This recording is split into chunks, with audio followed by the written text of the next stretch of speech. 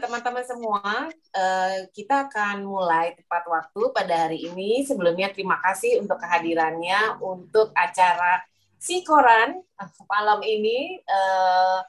Kita mau ada talk show tentang The Secret to Improve Your Immunity. Saya Dini dari Angkatan 89. Pada malam ini kita akan kedatangan 3 orang yang akan sharing tentang masing-masing keilmuannya nih ya. Mungkin mudah-mudahan tadi untuk aturan bermainnya, untuk aturan kita selama berkegiatan malam ini sudah terbaca. Tapi saya juga mau say hi dulu nih dari tiap angkatan. Tapi karena banyak banget, ini per angkatannya saya hitung dari angka digit pertamanya dulu aja ya. Jadi boleh halo-halo gini. The 70, yang mana nih? Angkatan 70-an, 71, 72, 73, 74, 75, 76, sampai 79. Iya. 77. Lahirnya 78, 78. Woi, 73. Gimana nih? 78. Jaraknya Juwita ya. 78. Tulis angkatan dong di namanya seru kali. 78. Oke. Mesti nulis kali ya. Klub 80s. Klub 80s 81, 82, 80 jangan lupa 80, 81 sampai 89. Mana nih orang-orangnya? Aku, tapi enggak. Aku. Effendi tuh. Effendi tahun ini 93. Apanya, Din? Oke, kan kamu muda setiap tahun. Orang lain makin tua, kamu makin muda. Iya. Angkatan 90-an ada 90-an. Angkatan 99 hebat tuh. 90. Hadir, Madin. Hadir. 91 tuh. Nah, 99. 99 top tuh. 95. Itu yang namanya Ahmad. Ahmad yang ketemu banget. Angkatan 2000 sampai 2010. Hai. Siapa nih? Oh, ada Hadir. 2000 berapa nih? 2001 hadir. Oh, 2001. Runner. 2008 hadir 2008. Nah, sekarang yang di atas 2010, ada nggak yang hadir? 2011, 2012. Masih muda berarti ya. Masih muda. Hadir. 2018. Gue ngaku bisa nggak 2019? Dinda, kamu berapa, Din? 2016, Mbak. Nah, tuh ada satu 2016 hadir. Oke, semuanya terima kasih banyak. Di sini kita akan berkenalan dengan 3 orang narasumber ya. Yang pertama adalah saya manggilnya apa ya, Mbak Emil ya? Ibu Emil, Mbak Emil. Emil aja. Emil, oke. Emil ini menamatkan studinya di Oklahoma State University, USA. Mengambil bachelor degree-nya dalam bidang Human Environmental Sciences and Nutritional Science, Clinical Dietetics, Human Nutrition and Behavior Management, dan lalu melanjutkan ke Degenerative Disease Prevention and Management, Sport Nutrition and Human Behavior. Aduh, ini benar-benar ya, kita malam ini kedatangan spesialis nih, terutama buat teman-teman yang di sini psikoraners maupun yang memiliki keinginan kuat buat sehat. Malam ini mudah-mudahan mendapatkan banyak input nih dari dari Emil. Lalu setelah Mbak Emil nanti kita akan kedatangan juga, di sini udah ada, ini udah halo-halo dari tadi nih ya. Ada Ibu Ellen Rahman. Ibu Ellen Rahman apa ya, nggak kenal ya sama Bu Ellen. Iya. Bu Ellen. Halo Mbak Emil juga. Hai Ibu. Jangan sih. Ibu deh, Mbak aja ya. Mbak aja ya deh. Iya. Kayaknya saya kenal deh. Awet muda itu. Bu Ellen direktur dari Expert, dan yang paling saya tadi sampai browsing ya, Bu Ellen tuh banyak banget ya. Kalau dibacain satu-satu kayaknya ini jangan ya. Tapi di sini ada satu yang blog ellenrahman.com ada ya Bu ya. Dengan tagline Simplicity in Life. Jadi buat Bu Ellen, sifat dasar semua jiwa yang besar itu, the simplest things are often the truest. Waduh, Nah, keren banget sih Bu. Bu Ellen juga adalah salah satu atlet sitoran dari angkatan tahun 1978. Yang penting kita sehat terus ya Bu, semangat. Dan yang terakhir ini adalah Ahmad dari angkatan 99. Hai Ahmad. Aduh, pakai Halo Mbak Dini, Hai, Mbak Emil. hai Ahmad, apa kabar? Senang ketemu kamu lagi deh. Iya. Jagoan kita tuh. jagoannya. Ahmad Baik-baik ini saja. sebetulnya adalah seorang HR manager sekarang di Chandra Asri, jadi udah lebih more than 15 years ya Ahmad ya berada di bidang HR. Nah, tapi yang selalu kita ingat dari Ahmad adalah konsistensinya tiap hari itu menyelesaikan kurang lebih 100 km bersepeda setiap hari, terutama pada saat si corona. Ya, hampir lah ya latihan. Jadi kita ingin tahu nih rahasianya semuanya nih, dari mulai ilmunya dulu dari Emil gitu ya. Nanti dari situ sharing sekitar setengah jam, 20 sampai setengah jam Mbak Emil. Lalu kita lanjutkan Bu Ellen sama Ahmad sharing sedikit tentang apa sih rahasianya nih. Bu Ellen masih tetap segar, di usia sekarang makin aktif gitu ya, masih sepedahan, aku 1 kilometer aja belum. Dan ada Ahmad juga yang bisa konsisten, gimana nih cara menjaga konsistensinya. Oke, untuk meningkat waktu, Mbak Emil, silahkan. Terima kasih. Selamat malam teman-teman, salam kenal. Perkenalkan nama saya Emilia, tapi panggil saya Emil, anything, asal jangan dipanggil Ibu. Masih agak sedikit sensi kalau dipanggil Ibu. Kebetulan saya diminta untuk sedikit sharing, and I'm so honored to be able to do so. Kita akan bicara mengenai satu caption kecil mengenai pola makan gaya hidup aktif di masa pandemik saat ini untuk setiap age group yang berbeda-beda. Kemarin kita sempat diskusi, ternyata hadir di acara ini dari ujung ke ujung ya, dari semua lintas generasi, which is I think that is the best thing about staying healthy and wanting to be healthy. Tidak ada usia yang membatasi, dan kalau saya ditanya kapan waktunya untuk belajar hidup sehat, sekarang, wherever you are, the answer is always now. Nah, mungkin saya hanya akan share sedikit presentation saya, tapi tujuannya sebetulnya hanya untuk men-trigger nanti pertanyaan-pertanyaan yang mungkin saat ini masih belum muncul ke permukaan. Hopefully sih dengan slide ini nanti bisa, oh iya saya mau tanya ini gitu ya. So in the beginning, yang saya selalu katakan kepada semua teman-teman saya, I've been a nutritionist, a dietitian sejak tahun 93, so that's berapa tahun? 28 tahun. Consistently saya selalu mengatakan yang namanya nutrisi, gaya hidup sehat, pola makan, it's all about here. What you think about yourself. Jadi ilmu yang menurut saya paling penting kalau kita bicara merubah pola makan dan gaya hidup adalah how you think about yourself, how you respect yourself, and then you respect your family and you respect your friends. Start with you. Oleh karena itu buat saya judulnya nothing else but this.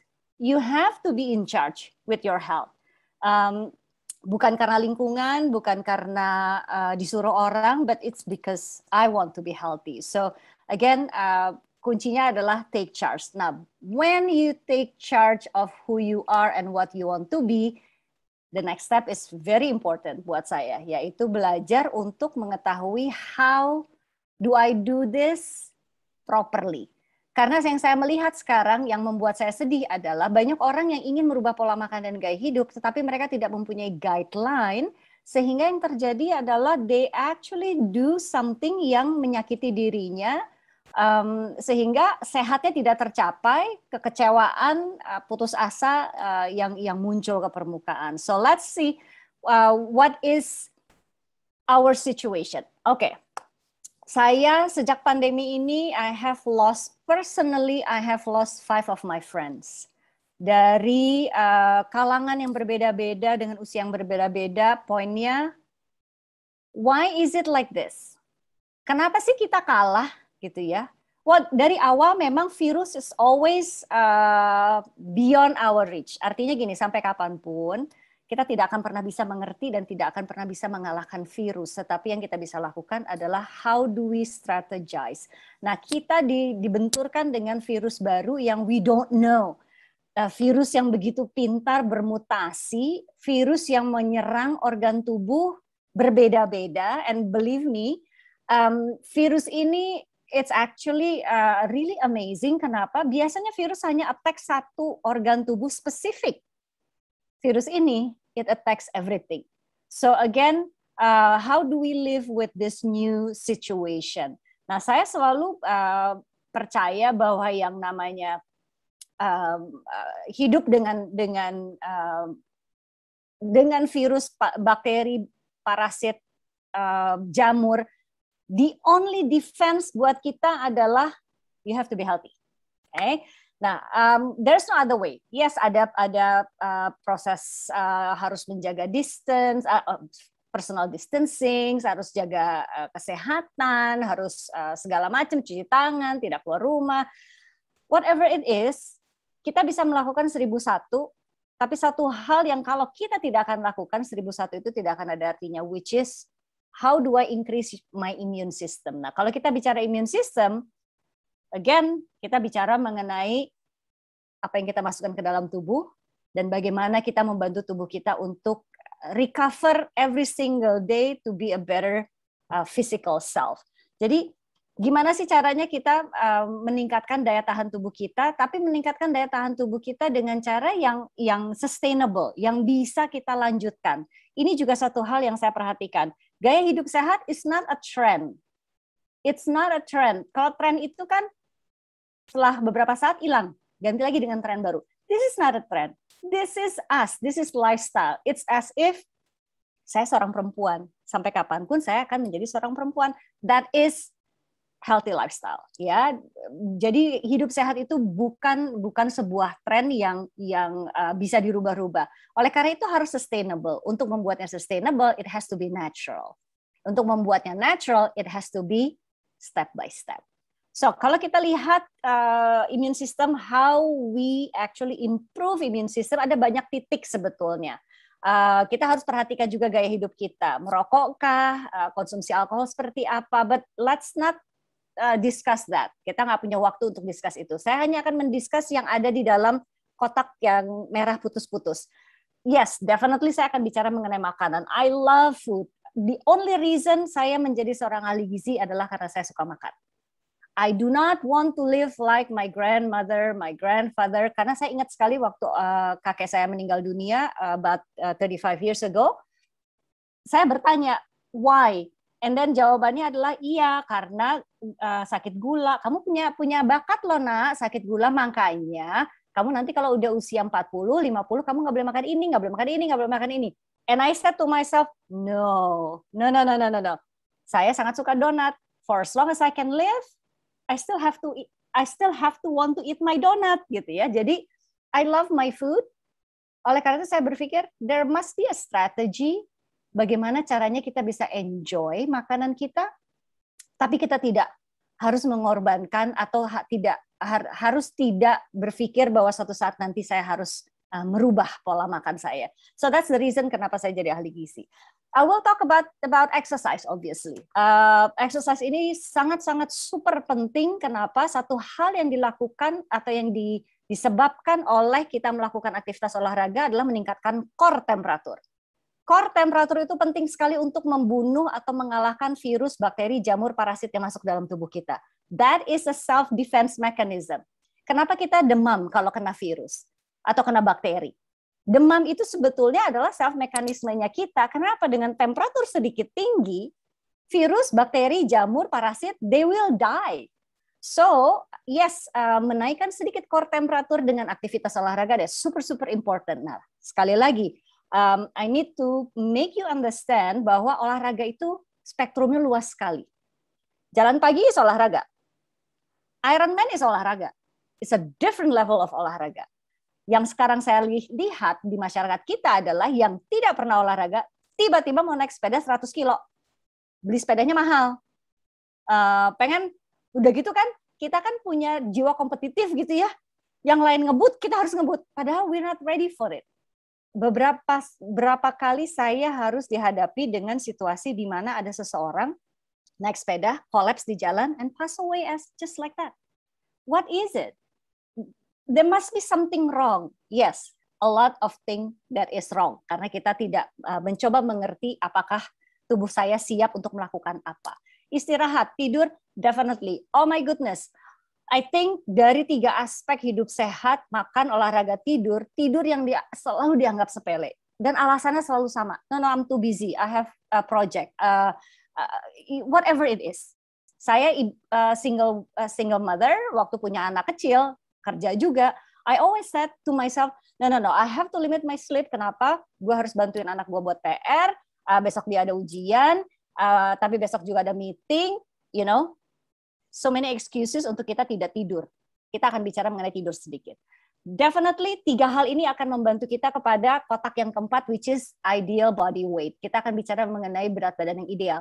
Sure, kalau kita bicara mengenai berat badan ideal, kita akan berpikir, oh pola makan yang mana ya, diet yang mana ya, ada keto, ada vegan, ada apa lagi gitu. There's so many diets. Kita akan rapihkan yang mana sih sebetulnya yang harus saya lakukan. And yang terakhir adalah how you think.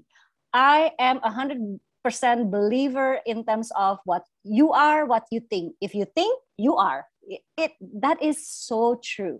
Jadi kita akan bicara konteks dari 5 aspek tadi dengan sedikit pendek, tapi paling nggak a little bit of introduction. Nah, kalau kita mau bicara mengenai pola makan, kemudian kita mau bicara olahraga, kemudian kita mau bicara mengenai berat badan ideal, one thing that we have to do, number 1 adalah assess yourself. Analoginya gampang sekali. Kalau orang nanya, kalau ke Bandung gimana ya? Lewat jalan mana ya? My answer will be, where are you? Kalau kamu di Bekasi sama kamu di Serpong, jalannya beda. Ya, kalau kamu mau ke Bandung dari Surabaya sama ke Bandung dari Jakarta, definitely rutenya berbeda. So if you said to me, I want to be healthy, I want to be ideal, I want to be everything whatever you want to be, pertanyaan saya adalah, where are you now? Dan itu hanya bisa dijawab dengan melakukan assessment. There are 3 assessment yang saya rekomendasikan untuk setiap orang. Everyone who wants to be healthy, who wants to do sport, who wants to stay young, who wants to prevent disease. 3 things assessment yang harus dilakukan. Assessment yang pertama dilakukan cuma cuma sekali dalam seumur hidup, which is DNA test. Put that aside first, ya, karena it's very complex. Saya akan bicara mengenai DNA as it is by itself. Yang kedua adalah medical check-up, ya, setahun sekali. Nah, medical check-up, I really encourage everyone untuk melakukan medical check-up, tapi melakukan medical check-up yang lengkap. Again, human nature, kalau kita mau medical check-up, yang murah paketnya yang mana ya, gitu ya. Be very careful. Something that is so economical sometimes gives you no information whatsoever. Contohnya, gula darah sesaat, kolesterol sesaat, there's no point. I cannot tell you who you are dengan sesaat, gitu ya. So, medical check-up is one thing yang saya selalu rekomendasikan. Please, once a year.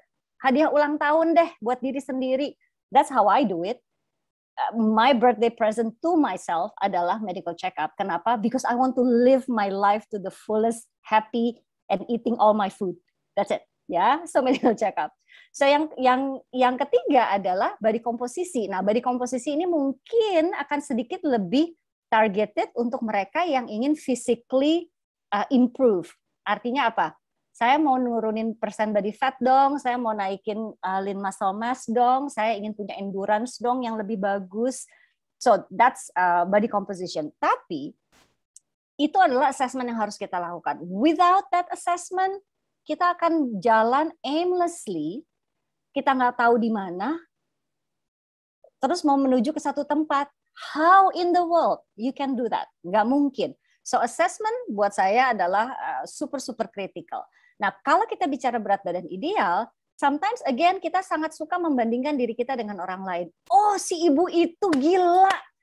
Lu lihat dia nggak? Sekarang langsing berat badannya 55. Gue mau goal gue berat badan 55. Ntar dulu. Usia, 1. 2, lean muscle mass berapa persen. 3, tinggi badannya bagaimana. Everybody has a different berat badan ideal untuk tingginya masing-masing. Kalau kita bicara body mass index, kita bicara mengenai rasio antara tinggi badan, berat badan dengan tinggi badan. Formulanya very very simple. Berat badan dalam kilogram dibagi tinggi dalam meter kuadrat. Okay, that is the simplest thing. Obviously nanti materi ini akan saya berikan, so teman-teman dan kalau ada question yang nanti buntutnya, saya akan dengan senang hati menambahkan. Ya, so kalau kita bicara mengenai I do my assessment and I know what I want, then I can break it down in terms of okay, what is my meal plan? The whole thing will depend on my meal plan. Nah, meal plan itu bukan menu. Banyak orang kadang-kadang berpikir bahwa meal plan itu adalah menu. Oh, pagi saya cuma boleh makan roti tawar, telur rebus, sama susu, sama buah apel setengah. That is menu. I'm not talking about menu. I'm talking about guideline. I'm talking about meal plan. Artinya apa? Okay, your breakfast harus ada serving size, 1 serving size karbohidrat, you can choose whatever you want, it depends on who you are. Kemudian berapa serving size protein, bentuk protein yang seperti apa, animal, plant-based, mau minum susu, low fat, skim milk, or full cream. So meal plan is actually more of a guideline, karena at the end of the day, prinsip saya adalah sebagai ahli gizi, I want you to be smart. I want you to be able to decide kamu maunya makan apa. Bukan tiap hari, gue pagi ini makan apa ya? Terus, lunch gue makan apa ya? Ada sih klien saya yang seperti itu. But that means I fail. Kenapa? Karena tujuan saya adalah I need to make everyone smart for themselves. Bisa makan di restoran tapi sehat.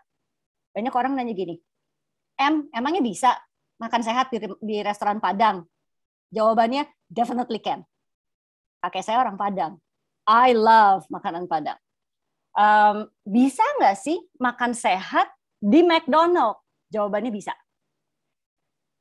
In context, obviously. But you can be healthy in wherever you are kalau kita sudah mengerti bahwa this is my guideline. This is my guideline setiap kali makan. This is my guideline dalam 1 hari. This is my guideline dalam 1 minggu. So that is meal plan. So kalau kita sudah punya assessment, kita tahu who we are, kita tahu kebutuhannya, then we can assess ourselves. Ya.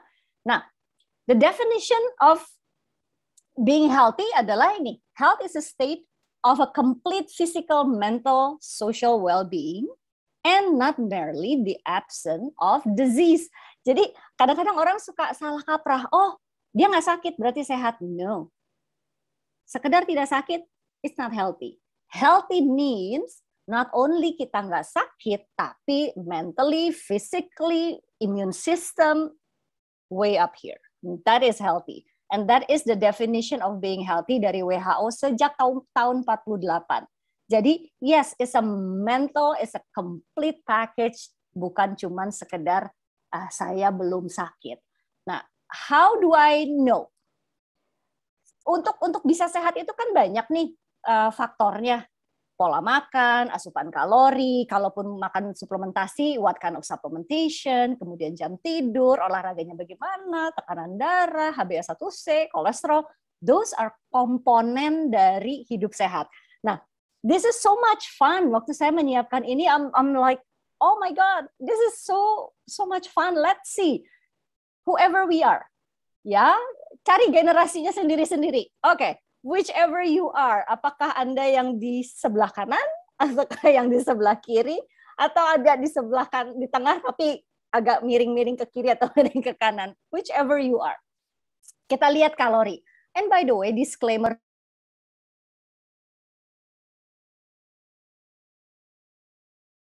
Mbak, kayaknya mute, Mbak. Iya, Mbak, ke-mute, Mbak Emil. Mbak Emil. Yes. Okay. That's good. Okay. So, Kalau kita bicara mengenai ini, ada disclaimer ya. Disclaimer yang pertama adalah obviously this assume that we are still healthy. Ya, kalau kita udah punya masalah dengan tekanan darah, kalau kita udah punya masalah dengan fungsi lever, gula darah, it will slightly different. Tapi considering kita masih sehat, kita belum sakit, tidak punya kondisi, this is an easy guideline to follow. Jadi kalau kita lihat nih, generasi yang mana nih gitu ya, kalau saya di generasi yang paling kanan nggak ada kayaknya ya, ini mah anak-anak masih anak-anak SD ya, dari tahun 2010 dan selanjutnya. Mungkin yang sebelah ini, Gen Z, ya generasi Z tahun 1997, ini anak saya nih. Anak saya ada di posisi ini. Kalau kita lihat, antara laki-laki dan perempuan, that's why we have two numbers. Jadi yang nomor yang angka yang kecil adalah untuk perempuan, angka yang besar adalah untuk yang laki-laki. Jadi kalau kita lahir di tahun 1997 ke atas ya. Jadi usianya sekarang 24-an, 25, 26. Oke. Salah. 24, 23, 22, 21 ya. So, untuk seorang perempuan, your calorie intake should be around 2,000 kalori. Unless kamu tinggi sekali atau kamu kecil sekali. Unless kamu aktif sekali, pemain tenis, or kamu couch potato. Tapi on average sekitar 2.000 kalori ya untuk perempuan. Kalau untuk laki-laki 2.400. Why is that? Kenapa sih laki-laki selalu mendapatkan kalori yang lebih tinggi? Karena secara hormonal, biologically, laki-laki mempunyai lean muscle mass lebih tinggi dari perempuan. And that's why they need more energy. So that's the reason kenapa laki-laki selalu relatif dalam kondisi yang sama akan diharuskan mengkonsumsi lebih banyak kalori. Tapi kalau teman-teman lihat bergeser ke kiri, kalorinya makin kecil. Kalau Anda ada di millennials tahun 81 sampai 96, yes, cuman 1.800 ke 2.200 lagi. Berkurang. And then kalau kita bergeser ke kiri lagi, makin kecil lagi. Why is that? Karena tubuh manusia itu metabolismenya hanya mencapai titik paling tinggi di usia antara 18 sampai 24 tahun. Once we reach that age, metabolisme kita makin lama makin rendah. Oke. Nah, the only thing yang bisa membuat metabolisme itu kemudian naik kembali adalah olahraga. So that's why olahraga is super important. Ya, dengan bertambahnya usia, kita akan membutuhkan lebih sedikit kalori. This answer a lot of question yang membuat orang bertanya-tanya ke saya selalu begini. Kenapa sih? Gue makan padahal nggak berubah loh. Dari umur gue 20 sampai sekarang gue umur 50, makan gue gini-gini aja. Tapi kenapa sekarang gue gemuk ya? Yes, because you're supposed to eat less, not eating the same thing. Yeah, so that's answering a lot of questions. Kemudian suplementasi. Ini juga, suplementasi is a very complex topic. Banyak orang selalu menganggap saya against supplementation. I am not against supplementation, tapi I am against supplementation being put number one before healthy eating. Gimana pun juga, supplementation only cover just the tip of the iceberg. Kita bisa makan suplementasi yang harganya mahal, kualitasnya paling bagus sedunia sekalipun, but if you have a very bad eating habit, it doesn't work. Ya, jadi supplementation is only to supplement, it's not to replace, hanya menyempurnakan. So kalau kita lihat pada saat usia masih muda, you don't need many things. Multivitamin mengcover semuanya dan tambahan omega 3 DHA untuk neurological development. Bergeser ke kiri again, as we grow older, as we eat more variety, makan di luar, makan lebih sembarangan, nggak pernah perhatiin lagi. Karena waktu kecil kita biasanya makan lebih teratur karena kita makan di rumah dibuat oleh ibu. Okay? Nah, semakin ke kiri, as you can see, again karena kebiasaan behavior dan lain sebagainya semakin tidak ideal, kebutuhan supplementation menjadi bertambah. Kalau Bapak Ibu, teman-teman melihat ada tanda plus, itu artinya kalau yang pertama kan di paling kanan multivitamin dan omega 3. Kalau masuk Anda di Gen Z, then you have to increase with magnesium, vitamin D dengan zat besi, terutama untuk anak perempuan. dalam hal ini untuk zat besinya. Kemudian Anda bergeser lagi ke usia di usia 40-an, then vitamin C most likely, especially kalau kita tinggal di kota Jakarta, polusi, and perhaps Anda merokok, kalsium, B kompleks, it becomes jadi lebih penting daripada sebelumnya. And then again, as we grow older again, tambah glukosamin, kenapa? Persendian, mencegah rheumatoid arthritis, inflamasi, kita olahraga nggak pemanasan dengan benar, nggak ada recovery, belum kuat tapi kemudian dipaksa, you ruin your persendian, your joint di antara tulang-tulang kita. So glukosamin it becomes something that is critical. Tapi pada saat Anda masuk ke usia 60-an, then you have to consider, fungsi ginjal gue gimana ya? Fungsi liver gue gimana ya? Gue makan sehat aja deh, lebih banyak makan sehat, lebih hati-hati dengan variasi, makan bervariasi, jangan fokus dengan satu jenis makanan terus-menerus. Dan supplementation-nya bisa kembali kepada multivitamin dan omega 3 saja. Kenapa? Again, we have to consider that organ function. So supplementation as we grow on to the left, makin banyak, and then berkurang lagi as we reach that age of 60 plus, 65 plus. Tidur, again, di sebelah kanan lebih banyak, semakin kita bergeser ke kiri, sedikit berkurang. Tetapi tidak pernah kurang dari 7 jam. This is super important. Kenapa? Tidur di malam hari, 7 jam, gelap, tidak ada cahaya yang masuk. Oleh karena itu, please jangan tidur dengan lampu yang menyala. Why? Karena akan ada hormon yang hanya akan diproduksi pada saat kita tidur panjang dan dalam kondisi gelap. That's why kalau saya lagi perjalanan ke luar negeri dan dapat kacamata kain, saya selalu minta ekstra. Kenapa?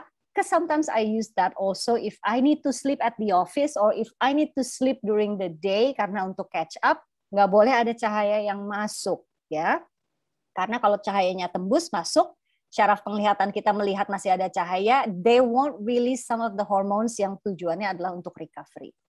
Kalau kita bicara mengenai exercise, again pada usia-usia muda, I don't really push anak-anak untuk fokus dengan specific sport. Saya lebih suka mereka main. I think that's the issue here right now dengan generasi anak-anak sekarang. Gadget, komputer, nggak banyak lapangan, tempat main juga terbatas, and then sekarang COVID, they do not has that opportunity to play. Playing to me is the most important phase untuk usia anak-anak karena disitulah mereka belajar bersosialisasi and actually belajar untuk menghargai sesama dan lain sebagainya. Ya, so it should be anything that is physical. Play as much as you want, as many sport as you want. Jangan fokus dengan satu jenis sport. Again, as you enter that 20 plus years, then you can be very specific. Kalau kita mau mulai dengan olahraga, that is the recommendation. 150 sampai 300 menit dengan moderate intensity aktivitas per minggu. Ya, jadi total 150 sampai 300 menit, mulai di 150 artinya apa? 30 menit setiap hari. Nah, I know, kerja dan lain sebagainya, you don't have time. Make time, please, because sampai kapanpun cuma ada 24 jam is a matter of priority.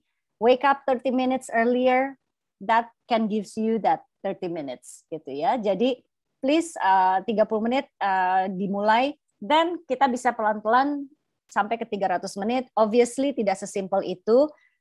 My business partner adalah Reza Puspo. He is a runner, he is a triathlon, he is an Ironman. We just finished waktu kita ulang tahun ke-50, we just finished that 50K at 50 untuk mengumpulkan dana untuk 50 kaki palsu. We done that and it's so satisfying. Tapi untuk menuju ke sana, latihan, Reza Puspo is very detailed. Jadi dia selalu bilang, lu mulai dengan ini, jangan ngotot, konsisten 1 year. So, yes, 150 sampai 300 ya. Totalnya dalam seminggu 2 kali minimum yang menggunakan berat karena itu penting untuk tulang kita. And then as we grow older again, then you lessen that. Tentunya again saya harus memberikan konteks pada teman-teman. This is only for everybody who do sport in average. Kalau Anda seperti again my partner Reza Puspo, then semakin tua semakin banyak dia naik sepedanya. Sama tuh 100 sampai 150 kilo, paling suka tuh dia naik sepeda seperti itu. But he is consistent, he is strong, badannya sudah cukup dilatih. Tapi kalau untuk orang rata-rata, then you go back to 150 menit. Ada yang bertanya, kalau gue lakukannya main tenis 5 jam atau main tenis 3 jam tapi cuma hari Sabtu, itu olahraga enggak? Jawabannya no, it's not. That is not exercise. That's actually merusak tubuh sendiri, merusak jantung, merusak pembuluh darah, merusak persendian. So be very careful. Yang di bawahnya adalah tekanan darah.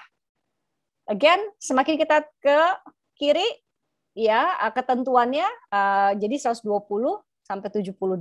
Ini average ya, sekali lagi 120, 80 itu adalah normal. And then pas kita ke usia milenial, slightly turun sedikit. Kenapa? Again, I guess ini untuk mengantisipasi lifestyle kita, pola makan, kelebihan berat badan. So pada saat itu akan naik lagi, tidak akan melewati angka 130 dan 80. So as you can see, this is the blood pressure. Again, kalau Anda olahraga, kalau Anda mau mulai melakukan aktivitas olahraga, be mindful, track dulu tekanan darah Anda seperti apa, jangan terlalu terburu-buru, karena apa? Backfired on you, tekanan darah Anda akan naik berlebihan, and what happen is, Anda akan punya masalah dengan pembengkakan otot jantung. Kalau pembengkakan otot jantung sudah terjadi, what happen is, your blood pressure increase. Lingkaran setannya akan terjadi. Okay, so you don't want to go there. HbA1c adalah untuk melihat gula darah. I do not like to see tes gula darah yang hanya sebatas gula darah puasa, gula darah 2 jam setelah makan, itu bisa dimanipulasi. I always said to my client, no, gue nggak minta cuman 2 jam gula darah puasa dan 2 jam setelah makan, tapi gue minta HbA1c. Do you know why? Dan saya selalu jelaskan, kenapa? Kalau puasa 2 jam setelah makan, kita bisa loh ngebohong. Makan aja bagus 3 hari sebelum periksa gula darah. Ya, kemudian gula darah puasanya tiba-tiba, wah di bawah 195, perfect. Terus 2 jam setelah makan, makannya juga nggak standar. Kadang-kadang di laboratorium di Indonesia nggak dikasih tahu harus makan apa. Jadi cuma makan telur 1, kemudian kentang setengah, 2 jam setelah itu gula darahnya nggak akan naik. So you can manipulate 2 jam setelah makan dan gula darah puasa. Tapi HbA1c, you cannot manipulate that.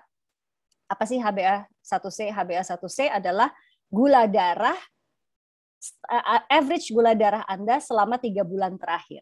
So if you want to manipulate that, you have to lie to me every single day. Which is good aja sih. I mean, if you want to lie that consistent, hey, I'm happy. Be consistent. Lie to me, but be consistent 90 hari. Karena lying for 90 days in a row, it becomes a new habit, kan? Jadi HbA1c is very accurate. Berapa angkanya? 5 sampai 5,7. Itu adalah gula darah standar sekitar 100 sampai 110 mg per desiliter. Okay? So that is the best number. Saya punya berita tidak baik. Indonesia telah dinobatkan menjadi negara dengan penderita diabetes tipe 2 tertinggi di dunia. Oh my God, that is so sad.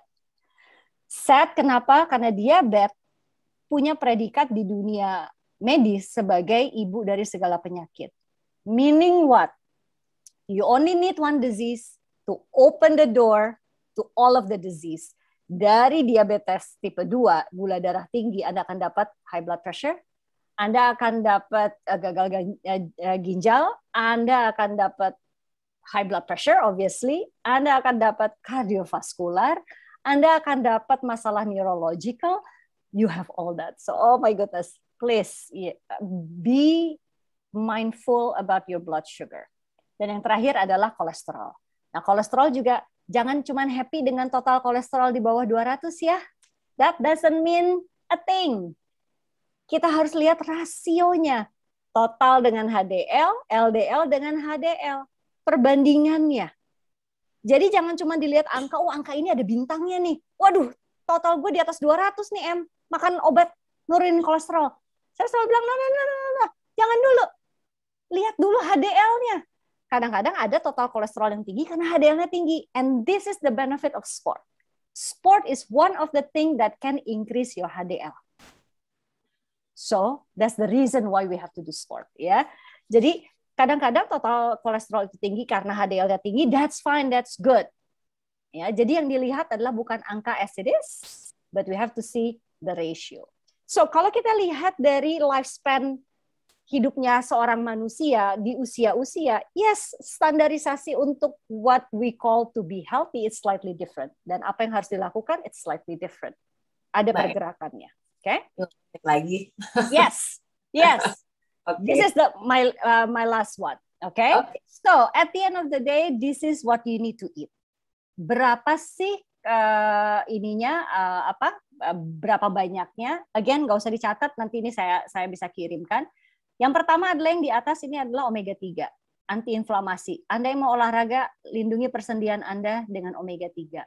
Immune system bermain dengan warna. Kalau kita bicara dengan warna, kita bicara mengenai vitamin C, vitamin B kompleks, zat besi, selenium, dan lain sebagainya. Kita bicara mengenai CoQ10, kita bicara mengenai superoksidan untuk melindungi jantung dari makanan protein tinggi dan berwarna hijau dan ungu. Ini again kembali kepada glukosamin. Glukosamin itu ada di makanan-makanan seperti ini to protect your persendian. Immune system, yes, kacang-kacangan, pisang, dark chocolate, that is for immune system. Okay. Minum, please, ya. Timbang berat badan sebelum olahraga, timbang berat badan sesudah olahraga, and that's how much water you have to drink to replace your sweat. Terakhir, saya cuma menutup dengan tes DNA. Seperti yang saya janjikan tadi, this is the ultimate assessment. Ternyata pola makan, kemampuan tubuh kita mengolah makanan, suplementasi apa yang kita harus konsumsi, berapa banyak lemak yang kita bisa makan, should I go vegan, should I go keto, itu tidak ditentukan oleh what you want, ditentukan oleh apakah badan kamu bisa handle itu atau tidak. So again, hari ini kita disponsori oleh FitGenMe, which is a brand dari DNA test yang dikeluarkan oleh Kalbe Pharma, bekerja sama dengan laboratorium di Jepang. To me, this is the most effective and accurate assessment untuk mendesain pola makan. Cause kalau Anda melakukan tes DNA, dan saya tahu persis badan Anda tipe apa, oh Anda nggak bisa jadi vegetarian. That's not because I don't like being vegetarian, but your body said to me that you cannot be a vegetarian. Jadi again, pola makan yang seperti apa, berapa banyak karbohidrat, berapa banyak lemak, that can be given atau dijelaskan dengan melakukan FitGenMe diet. Yang di bawah lebih kepada orang-orang yang ingin melakukan sport dan ingin melakukan training untuk mensupport whatever sport yang sedang difokuskan. Melihat jenis ototnya seperti apa. Apakah saya lebih banyak fast twitch, apakah saya lebih banyak slow twitch, atau kombinasi. This can create a different program. So at the end of the day, yes, please, I know it's pandemic, be mindful dengan apa yang Anda konsumsi, be mindful dengan assessment yang Anda lakukan, be mindful dengan makanan yang Anda konsumsi. Yang terakhir, saya hanya ingin meng-highlight Indonesia sebagai negara yang sangat kaya akan rempah. Zaman pandemik, I encourage you untuk mengkonsumsi herbal-herbal. 1, kunyit, definitely. 2, daun kelor. Oh my goodness, so good for you. Yang ketiga adalah meniran. 3 ini adalah yang fokus dengan immune system. It will give you a booster and it's natural. Nanti saya tidak akan bicara brand saat ini.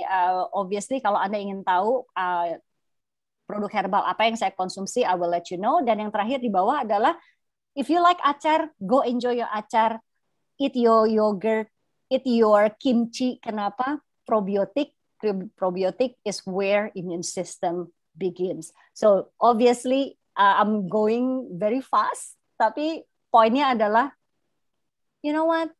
Yes, it is pandemic, but we can do something about this. Take care of ourselves. Take care of ourselves dari semua lini, pola makan, istirahat, olahraga, positive thinking, dan dengan bantuan Tuhan kita bisa selamat dari pandemi. Thank you. Amin. Terima kasih Mbak Emil. Ini udah ada yang beberapa yang tanya, tapi Yes. kita keep dulu ya. Yep. Benar, pasti udah banyak yang menanya gitu ya. Buat yang lain mungkin kalau ada yang tahu NFL, nah Mbak Emil ini salah satu dari pernah megang NFL di mana buat Dallas Cowboys. nah itu ya. Untuk para atlet-atletnya yang menjadi coach untuk nutrisinya. Nah, jadi menjadikan Mbak Emil coach untuk nutritionistnya, mungkin lebih strong gitu ya.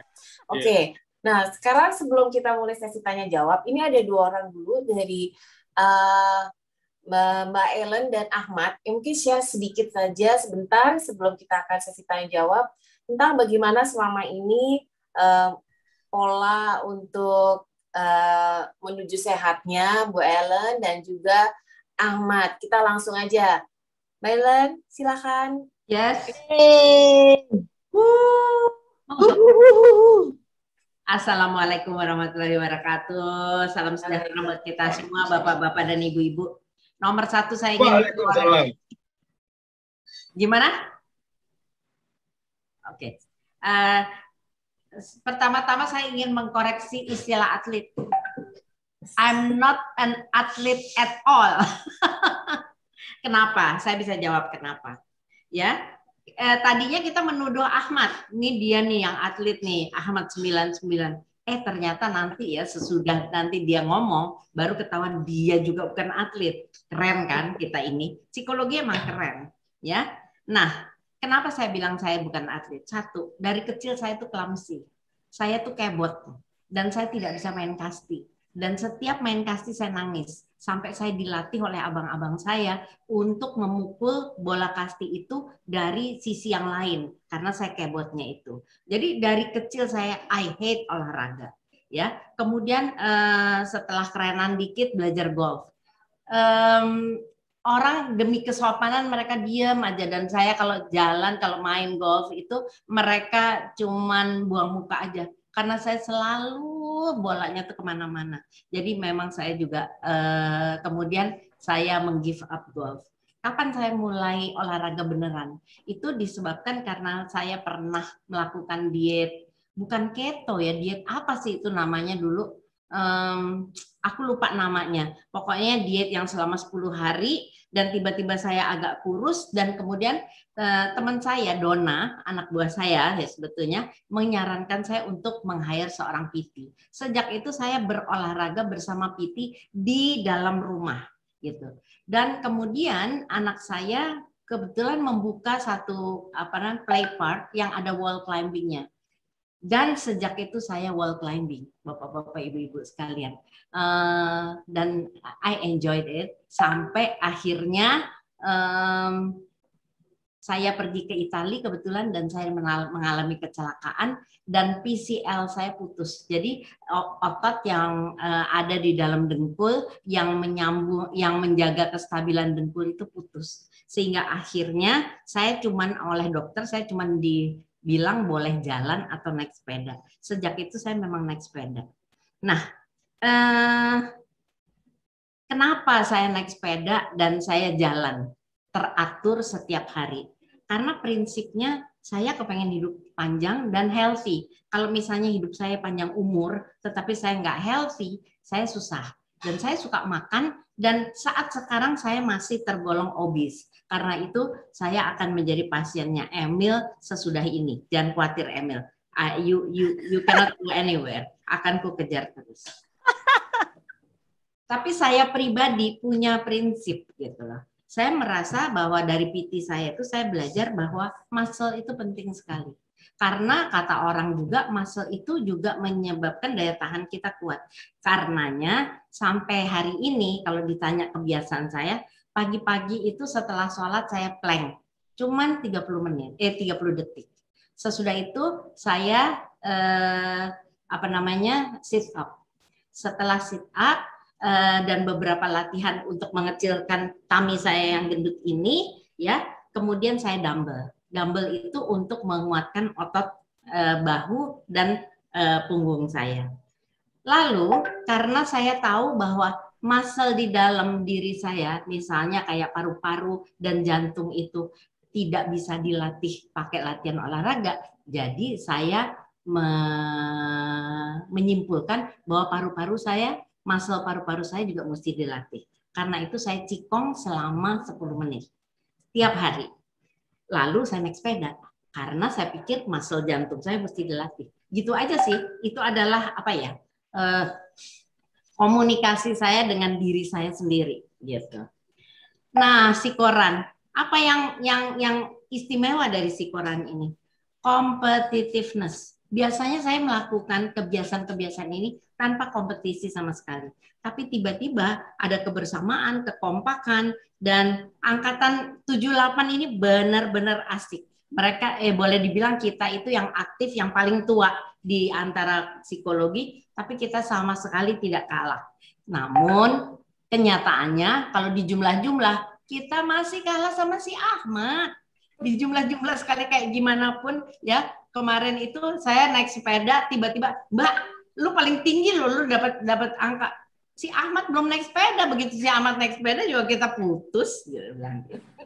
Nah, waktuku cuma 5 menit, jadi kesimpulannya sebetulnya ya. 1, fisik. Aku rasa sampai tua pun kita mesti jaga muscle kita, otot kita. Luar dan dalam. Jadi yang di dalam itu kita coba dengan latihan nafas, dan latihan ya kardio. Kemudian mental. Kalau ditanya kenapa saya sampai hari ini masih bisa ketawa-tawa, padahal barusan aja saya mendapat kabar bahwa supir saya kena positif. Ya, saya rasa dalam segi mental, solving problem is very important. Tapi kadang-kadang saya juga terlalu cepat solve problem sehingga dimarah-marahin oleh anak-anak saya. Soal emosi. Emosi itu kita memang, apalagi saya yang manik depresif ini, ya emosi itu memang meledak-ledak. Tapi sepanjang kita mengontrol dan menyalurkan dengan sense of humor nih, di grup 78 tuh kita bercanda terus. Ada yang meninggal juga, satu hari kita bersedih, habis itu kita bercanda lagi. Ya, itu yang menyebabkan kita sehat. Kemudian move. Itu memang kebetulan kepribadian saya ya. Saya harus bergerak dan bekerja. Dan saya melayani Pak Ahmad. Kalau naik sepeda panggil si Ahmad, tapi kalau melayani dia sebagai manajer HRD ya Pak Ahmad, itu betul-betul secara aktif dan all out. Dan makan, menghitung kalori. Saya sebetulnya menghitung kalori ini ada yang lucu nih. Saya menghitung kalori saya pakai aplikasi, dan saya betul-betul menjaga. Tetapi saya barusan ini pergi ke dokter, dan dokter setelah dia mendaftar, terus dokternya bilang, Bu, jadi ibu ini makan labu siam terus-menerus sebagai pengganti nasi. Iya, soalnya saya rakus. Bu, ibu kalau makan labu siam seminggu, badan ibu itu udah terbiasa sama labu siam, terus dia sama sekali tidak merasa fun, jadi dia metabolismenya juga tidur lagi. Nanti saya tanya sama Emil apa ini benar apa enggak. Jadi sebetulnya walaupun menghitung kalori, saya memang mesti berobat sama Emil. Itu aja sih Bapak-bapak, Ibu-ibu sekalian. Mudah-mudahan aku bisa menambah sesuatu yang agak sedikit beda sama si Emil. Oke, thank you very much. Wassalamualaikum warahmatullahi wabarakatuh. Waalaikumsalam warahmatullahi wabarakatuh. Ya ampun, Bu Ellen banyak banget ini sih, kayak kita mau bisa sekonsisten Bu Ellen juga kayaknya nih perlu usaha lebih nih. Pertama tadi tuh udah ada buat luarnya, mikirin dalamnya gitu. Kayaknya kita baru mikirin tuh baru sampai makannya aja sih Bu, belum sampai dalamnya, jantungnya belum tidur apalagi. Terima kasih banyak Mbak Ellen. Pastinya teman-teman di sini juga banyak yang bisa mendapatkan masukan ya dari yang disampaikan tadi. Nah, ini yang terakhir sebelum kita sesi tanya jawab. Kita selalu bilangnya the Iron Man, tapi kata Ahmad dia selalu bilang, aduh Mbak, gue tuh biasa aja. Ya biasa-biasa sih, Mat. Baru kita itu ada udah hampir 15 hari ya. Mungkin kalau bisa dilihat diaktifin, Ahmad sekarang tuh udah sekitar 1.300-an kilometer ya kalau nggak salah. Jadi artinya hampir setiap hari sekitar 100 km gitu ya. Ya kita kan juga mikir ya Ahmad ya, ini dia jalan-jalannya ke bulan, bolak-balik apa gimana gitu kan. Gimana Man? Coba cerita sedikit sharing seperti tadi Bu, mungkin yang dilakukan Bu. Terima kasih Mbak Dini, terima kasih juga Mbak Emil, Bu Elin, terima kasih banyak. Sebenarnya memang ketika di request, saya sih berharap juga saya bisa semacam konsultasi lah ya, konsultasi. Jadi saya dapat opportunity itu, terima kasih banyak. Jadi sebetulnya saya ini average normal person out there lah sebetulnya. Saya bukan atlet yang benar-benar udah jadi atlet dan seterusnya gitu ya. Saya hanya part of generasi awal milenial ya. Kalau sama teman-teman 99 itu kita baru istilahnya mungkin karena faktor bagusnya adalah di teman-teman 99 itu kita udah mulai weight loss challenge itu sekitar 2019 gitu ya. Terus akhir 2020 itu kita punya klub sehat yang itu konsisten untuk kompetisi tiap minggu tuh.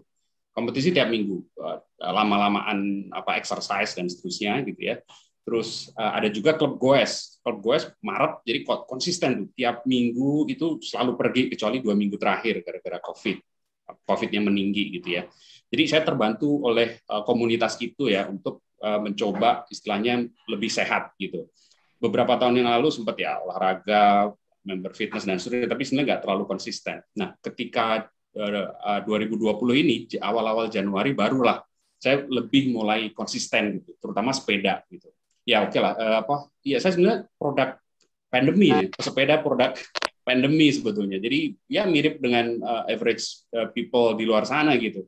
Ya, ya kebetulan ya coba gitu kan minggu demi minggu coba misalnya 20-30 kilo per hari misalnya gitu seminggu 4-5 kali gitu kan. Jalan terus, ada power trainer, saya kebetulan ada power trainer di rumah, saya optimalin misalnya gitu, kadang keluar Dalcott Loop misalnya, atau kadang di rumah aja gitu kan, pakai power trainer.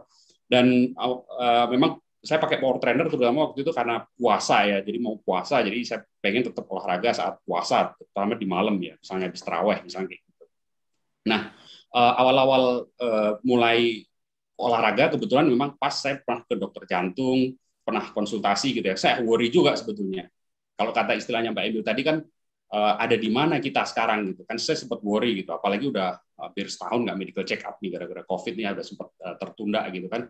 Nah, jadi udah mulai punya pola tapi baru sebetulnya, bukan really atlet yang misalnya tadi Ironman harus bisa sepedaan 180, berenang 4 kilo gitu kan, lari setengah maraton itu jadi satu, saya masih sangat jauh dari situ. Nah, kebetulan nih ada sikoran ya, ada sikoran. Saya sebenarnya melanjutkan apa yang sudah pernah saya coba di beberapa Januari, Februari, Maret. Saya juga struggling dengan berat badan sebetulnya. Saya masih dianggap obes ya, BMI saya masih tinggi gitu. Saya tinggi 162, berat 75 gitu kan di Januari itu. Maret sebenarnya udah relatif ke 69-an, 70 gitu. Tapi mungkin nanti Mbak Emil juga bisa ngasih masukan ya. Tadi juga ada soal belum tentu soal berat badan kan, ibaratnya gitu kan, berat bisa jadi ganti jadi muscle misalnya kayak gitu, beratnya tetap gitu. Jadi menarik sekali. Nah setelah puasa, setelah Lebaran lah, pas Lebaran gitu kan, bulan-bulan Mei sebenarnya agak turun gitu kan, nggak terlalu konsisten, tapi saya tetap coba. Nah kebetulan ada sikoran gitu. Nah gara-gara di sikoran, kemudian teman-teman 99 itu biasanya juga kompetisi antar orang. Sekarang bareng-bareng kompetisi dengan angkatan, ya sudahlah gitu kan, tinggal dilanjutkan. Ya hasilnya seperti yang ada di leaderboard angkatan gitu ya. 99 relatif berusaha untuk istilahnya konsisten aja sebenarnya karena udah memulai. Nah sebetulnya saya sendiri tidak merasa terlalu saya lebih ngerasa gini. Saya ngambil waktu itu sebetulnya 1 sampai 1,5 jam pagi dan 1 sampai 1,5 jam sore atau malam gitu. Itu sama kayak misalnya kalau kita kerja biasa, pagi habis waktu ke kantor 1-1,5 jam, pulang juga gitu. Ya coba pakai itu. Kebetulan karena ada power trainer di rumah, coba konsisten aja misalnya. Sebenarnya 2-3 hari pertama tuh saya ngerasain, oh ya ternyata konsisten saya bisa sih. Mungkin 30 kilo pagi, tadinya cuma 30 kilo sore, jadi target 60 gitu. Kadang-kadang badan lagi enak nih, naik dikit ke misalnya ke 70 atau 74 gitu. Weekend aja kadang tambahin gitu kan, tambahin di 100 kilo misalnya. Karena udah pernah saya di Februari pernah nyoba untuk namanya Grand Fondo ya 100 kilo gitu kan, muter gitu. Jadi pernah punya bekal. Cuma memang saya selalu jaga ketika sepedaan itu misalnya gini, heart rate saya itu saya jaga di zona 2 gitu. Jadi nggak yang ngoyo gitu, nggak yang ngoyo tapi benar-benar kayak itu untuk endurance lah kalau nggak salah gitu ya. Terus speed saya itu juga paling 22-25 gitu kalau di power trainer itu. Mungkin karena udah agak biasa, jadi bukan yang misalnya kalau peleton-peleton di jalanan Sudirman itu kan 35-40 speednya gitu kan, 45 gitu. Mungkin banyak juga atlet-atlet teman-teman psikologi, alumni psikologi yang juga seperti itu gitu. Dan saya jauh dari situ, saya nggak kuat. 35 udah ngos-ngosan, udahlah gitu. Jadi saya jaga itu heart rate, saya jaga kalau kata teman-teman di 99 kuncinya itu ritme. Nah, ini kayak Coach Tosi yang bilang ya, Tosi 99 tuh. Nah, itu kuncinya itu ritme. Jadi menjaga ritme, terus kemudian juga ya kalau weekend aja nih, jadi ritmenya saya tambah gitu ya. Jadi kayak melodi aja biar lagunya enak gitu ya. Tapi juga yang cukup rutin saya lakukan adalah saya selalu berusaha stretching sesudah dan sebelum gitu. Karena emang terasa sih gitu. Stretching dan cooling down misalnya gitu. Seminggu sekali saya coba untuk restoratif yoga misalnya. Jadi waktu itu sehari sebelum Sikoran ya. Oke, saya nggak olahraga, restoratif yoga aja 30-40 menit gitu. Itu enak banget stretchingnya. Itu juga dapat tipsnya juga dari teman di 99 gitu kan.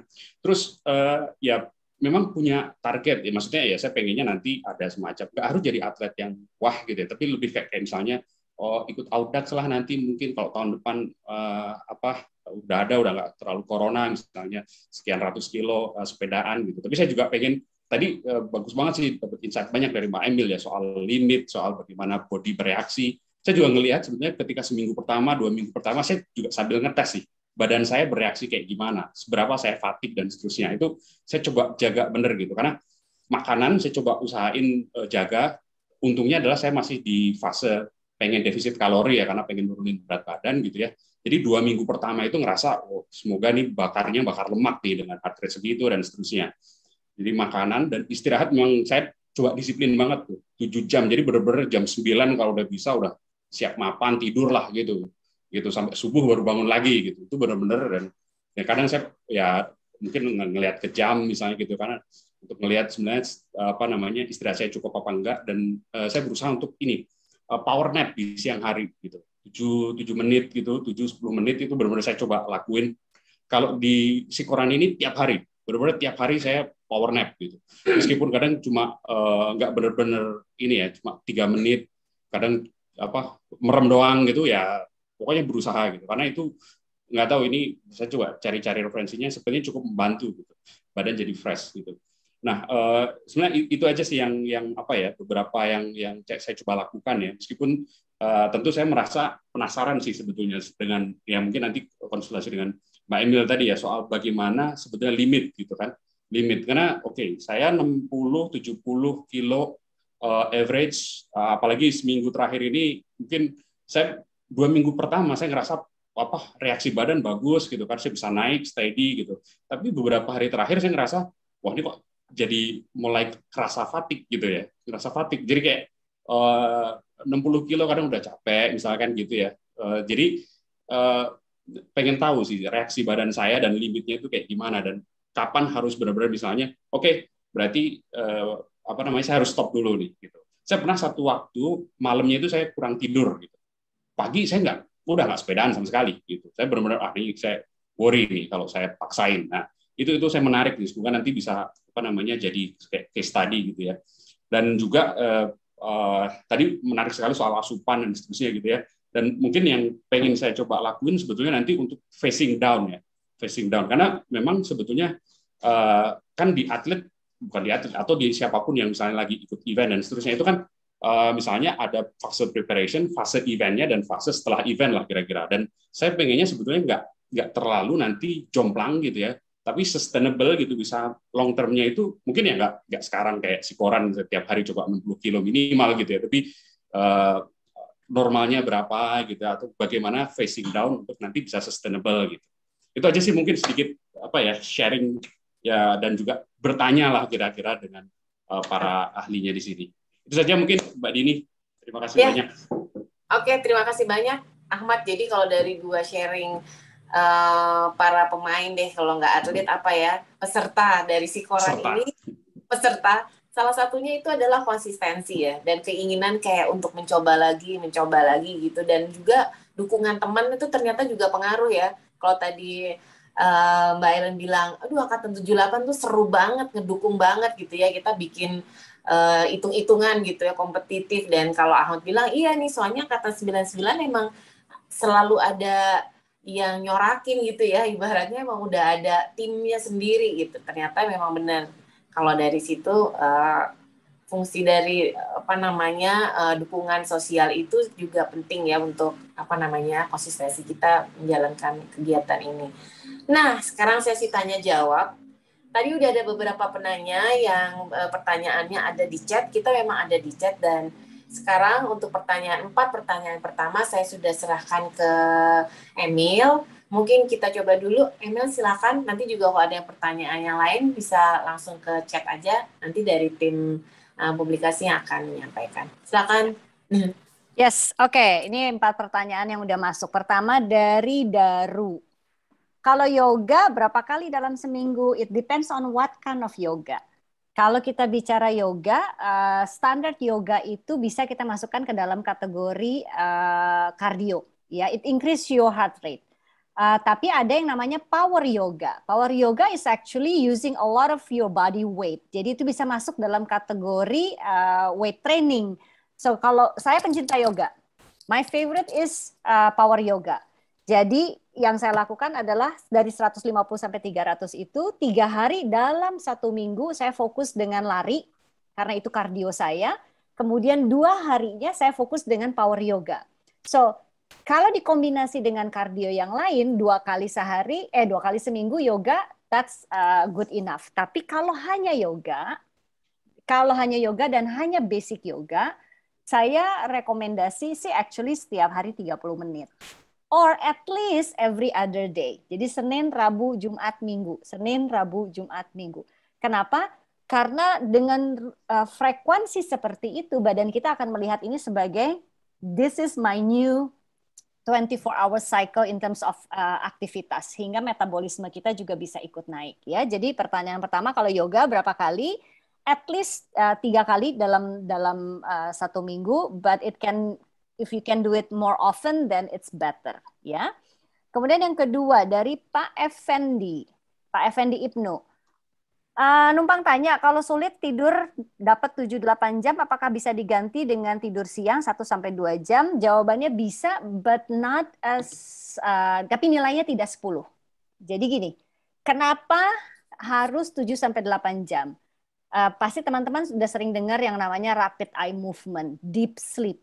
Ya, nah dari beberapa literatur yang ada, deep sleep itulah yang kemudian pada saat deep sleep itulah kemudian badan kita memproduksi hormon yang tugasnya reparasi. So, kalau kita tidurnya kurang dari 7 jam, kadang-kadang deep sleep-nya itu kurang cukup, Pak. Nah, kalau kurang cukup, that means some of that hormon yang tujuannya adalah untuk reparasi tidak diproduksi dalam jumlah yang optimal. Dan ini yang sebetulnya kemudian membuat proses penuaan secara biologis terjadi dengan lebih cepat. Especially kalau Anda olahraga, lebih penting lagi.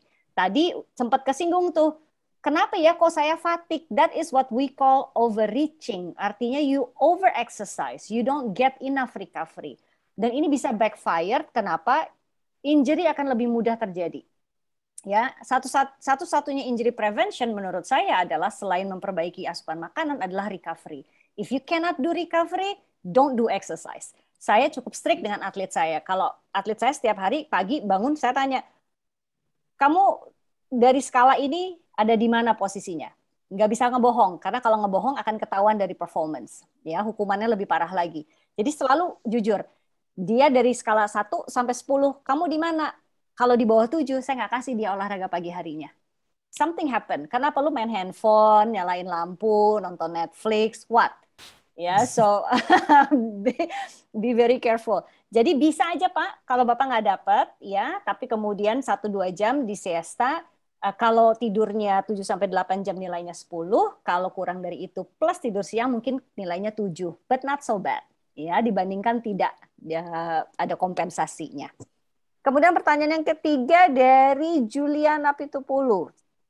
Mbak Emil mau tanya, tadi rempah yang ketiga, oh iya, kunyit, daun kelor, sama meniran. Ya, nah 3 ini adalah semuanya immunomodulator. Artinya apa? Di dalam tubuh kita, 3 rempah-rempah ini mempunyai kemampuan untuk men-trigger tubuh kita memproduksi imun sistem maksimal. Ya, so anjuran saya kalau kita mengkonsumsi rempah-rempah nggak usah belinya terlalu banyak di supermarket. It doesn't work like that. Kalau Anda belinya terlalu banyak supermarket, Anda masukin kulkas, within 3 kali 24 jam, reaktivitasnya sudah berbeda. If you want to eat rempah-rempah dan mau buat sendiri, beli aja secukupnya, diolah langsung habis, diolah langsung habis. Karena kalau kita tinggalkan di lemari es, kena lampu, kena oksigen, active ingredient is going to be gone. Ya, Anda cuma merasa mengkonsumsi tetapi tidak akan mendapatkan benefitnya. I have my personal brand yang saya suka untuk rempah-rempah ini. I will let you know setelah mungkin saya akan kasih tahu sama Mbak Muli, sama Mbak Dini aja ya, nanti saya kasih tahu produknya. Thank you, Mbak Emil. Kemudian nomor 4 dari Dini Cokro mau tanya tentang fungsi vitamin D3 untuk usia 67 tahun. Apakah sinar matahari dan berjemur masih penting dan mesti ditambah dengan suplementasi? Anjuran saya, oke, gini. Ini dilema nih. Kita tahu vitamin D itu harus terpapar dengan matahari, kemudian provitamin D yang tidak aktif menjadi aktif. The problem is now adalah dengan faktanya terlalu banyak lubang ozon. Ya, so what happen is sekarang curah UVA, UVB terlalu besar sehingga itu men-trigger skin cancer. Skin cancer is actually one of the deadliest cancer dari semua cancer. Jadi one of the deadliest adalah liver cancer, pancreatic cancer, and skin cancer. So antara 3 ini yang membuat kita mau jemuran tapi takut, ya, sehingga atau pakai SPF ya percuma. Kalau pakai SPF, sinar yang seharusnya digunakan untuk merubah vitamin D ini tidak masuk, ya. Jadi oleh karena itu saya saat ini menganjurkan yes please do konsumsi vitamin D bisa dengan 2 cara. Pertama dari makanan. Makanan apa sih yang kandungan vitamin D-nya tinggi? Semua dairy product, susu, yogurt, keju. Keju less, more in yogurt dan susu, es krim, it does have vitamin D. Untuk meningkatkan immune system, perhaps nggak cukup dari makanan, supplementation, I encourage you to take it. Berapa banyaknya yang paling penting? Ini vitamin ya, teman-teman. Vitamin itu punya 2 sisi mata uang. Kalau kurang jelek, kalau cukup bagus, kebanyakan jelek lagi. So be very careful. Vitamin D adalah salah satu vitamin yang paling toksik. Oleh karena itu, berapa banyaknya harus diperhatikan. Ini bukan vitamin yang kalau kebanyakan bisa dibuang seperti vitamin C. Vitamin D kalau kebanyakan ditimbun di liver. What happen is the toxicity will increase. Berapa banyak? Anjuran saya kalau teman-teman masih makan sehat juga, berusaha minum susu, makan yogurt, 1000 unit per hari cukup. 1000 unit per hari cukup. Paling bagus sih kita cek dulu darahnya. Kalau misalnya di vitamin D-nya kelihatan defisiensi, mungkin saya akan perbolehkan untuk naikkan sampai 5.000 hanya untuk 1 bulan pertama, kemudian tes lagi. Setelah itu turun lagi ke 1.000. Tapi kemudian kalau Anda lihat, oh enggak, saya udah tahu medical check-up, vitamin D saya enggak kekurangan, tapi saya ingin menambahkan just to improve my immune system. 1000 unit, please, Bapak Ibu, jangan lebih dari itu. Cari yang dalam bentuk soft gel, so it's easy for you to absorb. Ya, again, untuk produk suplementasi, saya sangat mengontrol rekomendasi suplementasi. Bahkan saya punya, my friend said that I'm a control freak. Yes, I am. I have to admit. Jadi semua klien saya kalau mau minum vitamin, I have to know bentuknya apa, berapa dosisnya, dari siapa itu produk. Kenapa? Karena banyak vitamin labelnya natural, the best, whatever it is. But pada saat kita baca, it's not actually not a very good quality dan it can backfire. Ya. Pertanyaan yang kelima, sekarang banyak tipe cara makan, keto diet, food combining, intermittent fasting. Aduh, pusing ya. Iya, saya juga pusing dengan segala nama tren-tren diet yang aneh-aneh. One thing for sure, saya kasih tahu ya, keto diet itu bukan diet untuk dilakukan oleh semua orang dan tidak boleh dilakukan tanpa Anda konsultasi dan tahu fungsi ginjal dan liver Anda terlebih dahulu.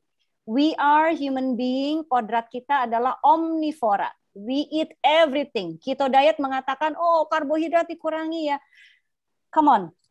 kita manusia, kodrat kita adalah 50% energi kita harus datang dari karbohidrat. Kenapa? Our brain doesn't function without carbohydrate.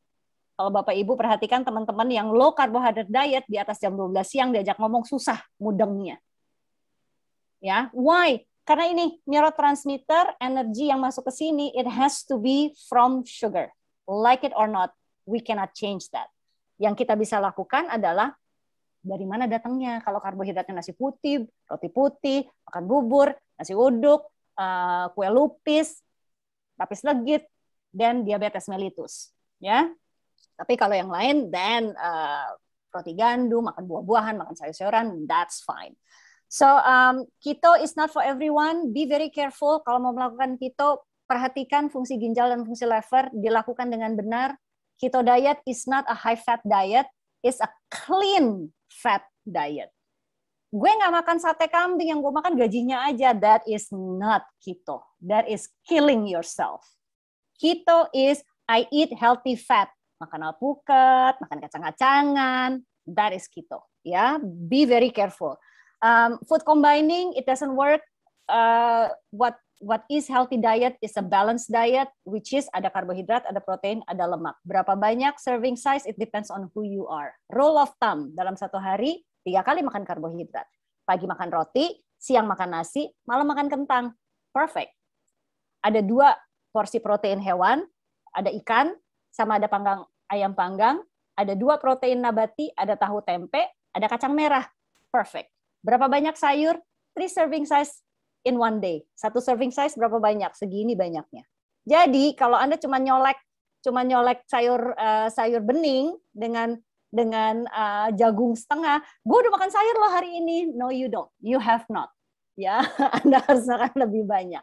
Berapa banyak makan buah? Twice a day minimum.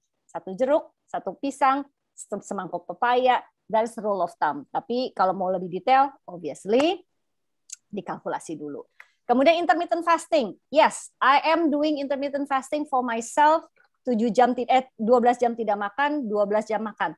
But banyak orang berpikir, oh intermittent fasting itu kamu 12 jam nggak makan. 12 jamnya lagi lu boleh makan semua yang lu suka. Siapa bilang? That is not intermittent fasting.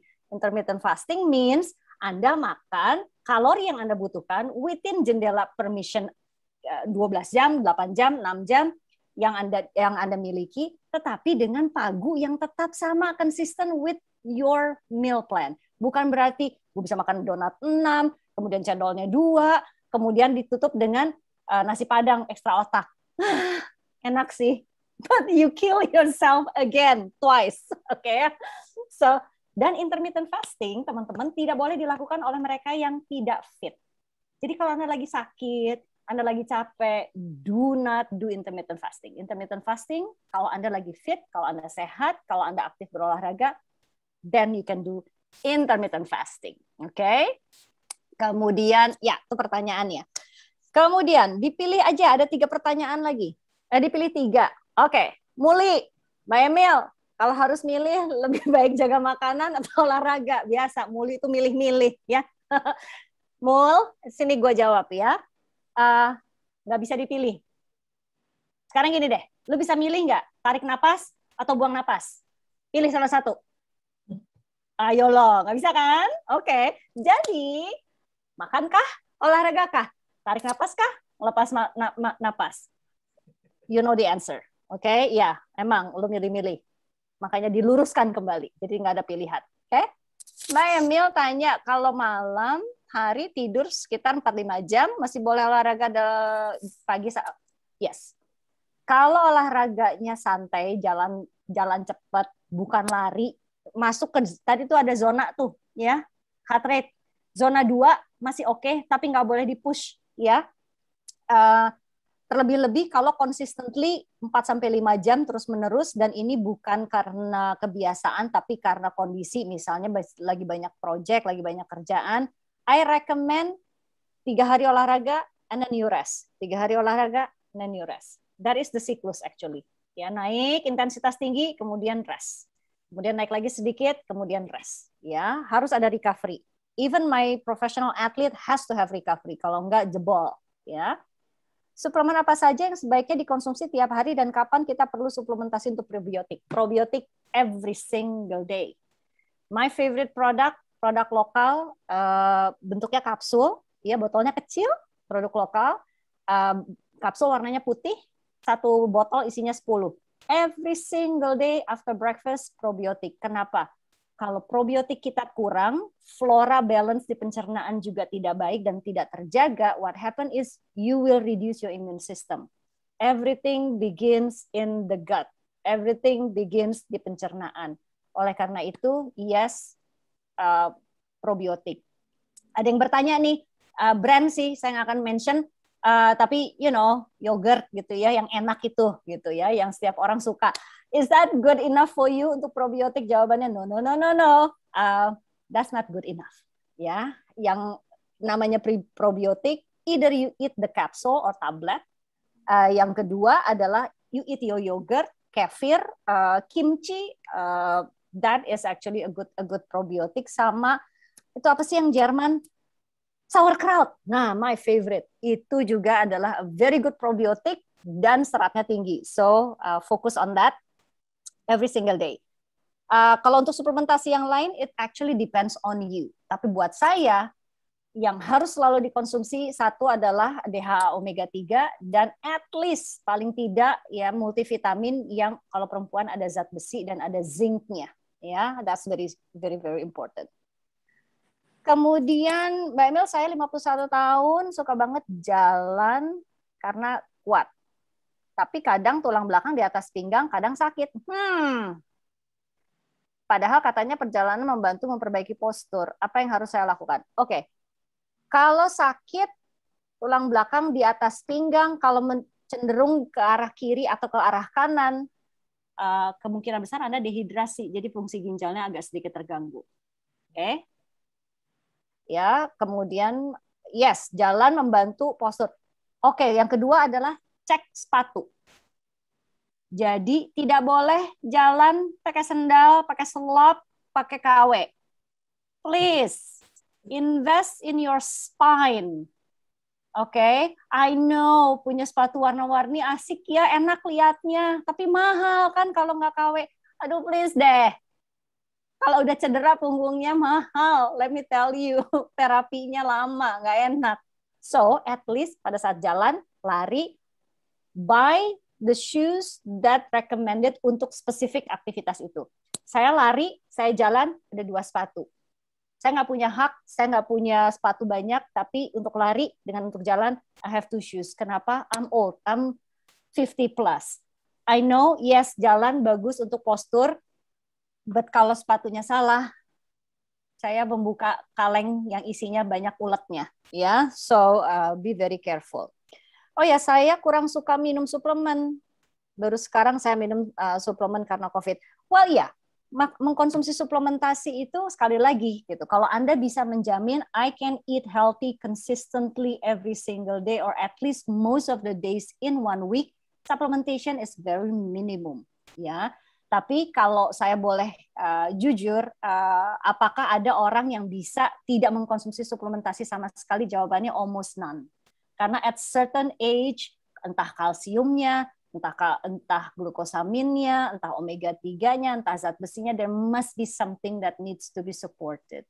Kenapa? Kita tinggal di kota besar, gaya hidup kita, pola makan kita, kesibukan kita, there's so many aspect that makes us need supplementation. Tapi yes, saya udah janji kemarin waktu diskusi, if anyone di grup ini yang punya pertanyaan untuk suplementasi, please ask me, I will let you know kemana harus pergi, beli produk yang mana.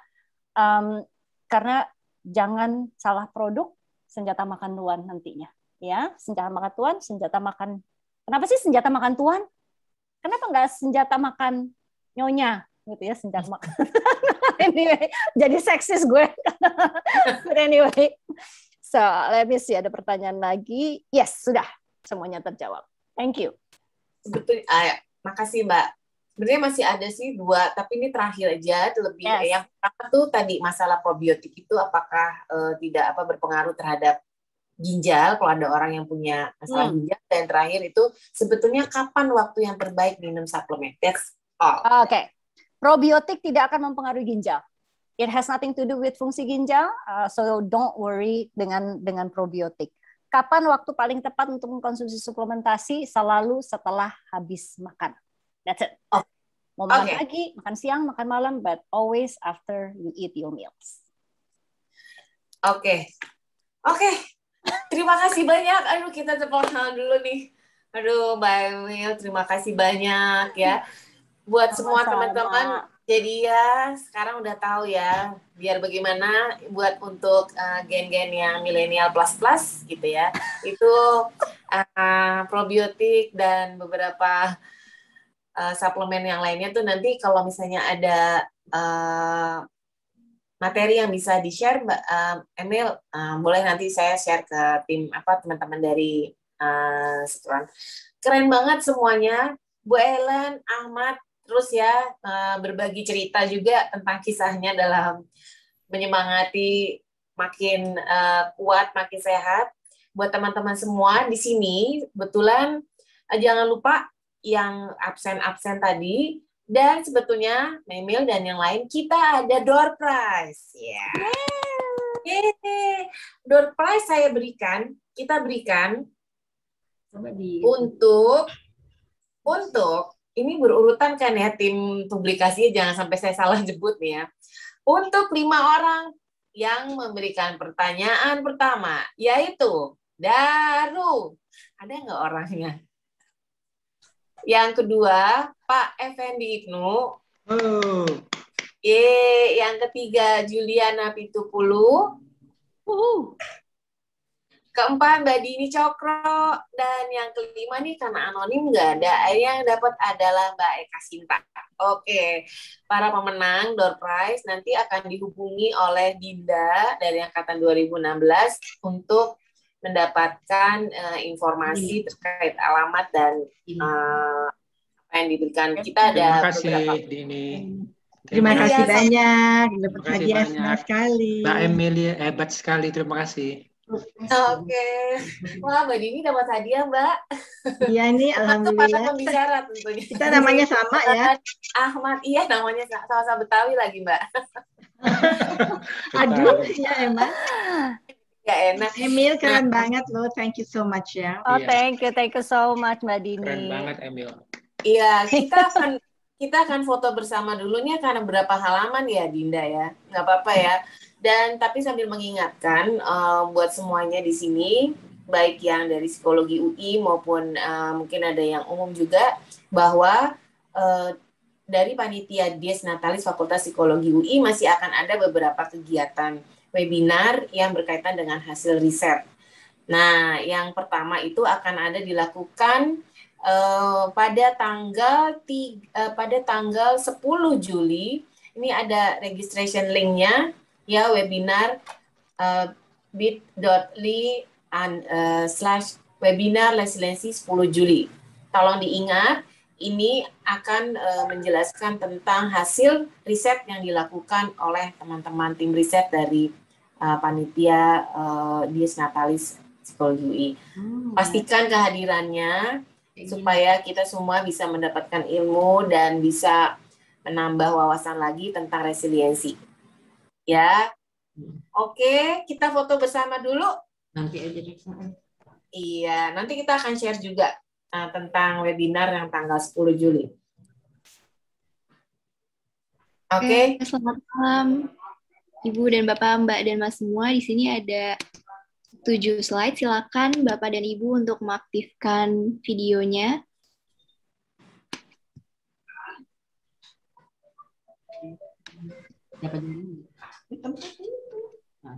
Tiap hari aku makan. Baik, saya mulai dari slide yang pertama. Saya akan foto dalam hitungan ketiga. 1, 2, 3. Sekali lagi. 1, 2, 3. Baik, terima kasih. Slide kedua. 1, 2, 3. Terima kasih. Slide ketiga. 1, 2, 3. Baik, Terima kasih. Slide keempat dan keenam tidak mengaktifkan video Mbak Dini. Oke, berarti udah semua di sini. Buat semua teman-teman yang ada di sini, saya doakan semoga selalu sehat. Kita bisa ketemu lagi dalam kegiatan yang lain. Salam sehat dan terus semangat. Walaupun kita sekarang mesti banyak di rumah aja, dan kita akan selalu memberikan tantangan-tantangan. Yang terakhir, tantangan ketiga, jangan lupa ya, di rumah tetap sehat dan melakukan aktivitas olahraga. Sampai jumpa. Assalamualaikum warahmatullahi wabarakatuh.